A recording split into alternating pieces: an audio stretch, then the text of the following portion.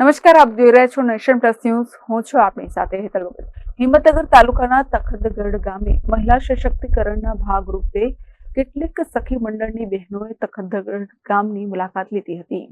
હિંમતનગર તાલુકાના તખતગઢ ગામે આજે વાસ્મો હિંમતનગર દ્વારા મુખ્યમંત્રી મહિલા સશક્તિકરણના ભાગરૂપે ગ્રામ્ય મહિલા પાણી પુરવઠા યોજનાનું સંચાલન કરતી સખી મંડળની બહેનોની તખતગઢ ગામની મુલાકાત લેવામાં આવી હતી.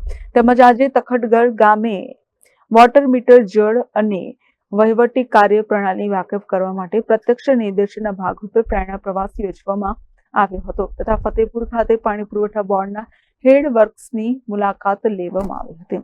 તેમજ તલોદ પ્રાંતિજ તાલુકાના સખી મંડળ અને સેવા મંડળીના સભ્યો એમ 13 ગામના લોકોએ આજના કાર્યક્રમમાં ઉપસ્થિત રહ્યા હતા.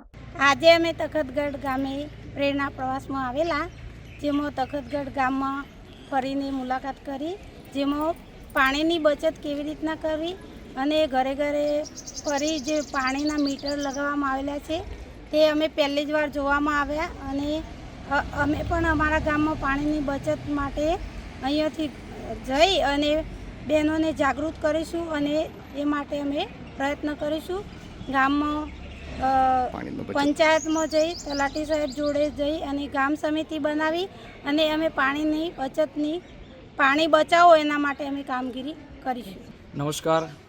આજે સાબરકાંઠા જિલ્લા હિંમતનગર તાલુકાના તખતગઢ ગામે મુખ્યમંત્રી મહિલા સશક્તિકરણ આયોજિત ખેડબ્રહ્મા, વિજયનગર, પોશીના, તલોદ, પ્રાંતિજ તાલુકામાંથી મહિલા પાણી સમિતિ તખતગઢની મુલાકાતે આવી છે. આવનાર સમયમાં જે પાણીની વિકટ પરિસ્થિતિમાં સુચારું આયોજન થાય અને દરેકના ઘરે સમય ઉપર પાણી મળી રહે એ હેતુથી યોજનાઓ સાર્થક બને અને લોક ભાગીદારીથી સૌ આ જોડાય એના માટે પ્રેરણા પ્રવાસમાં આજે તખતગઢ ખાતે મહિલા સશક્તિકરણનો કાર્યક્રમ ઉજવવામાં આવ્યો છે.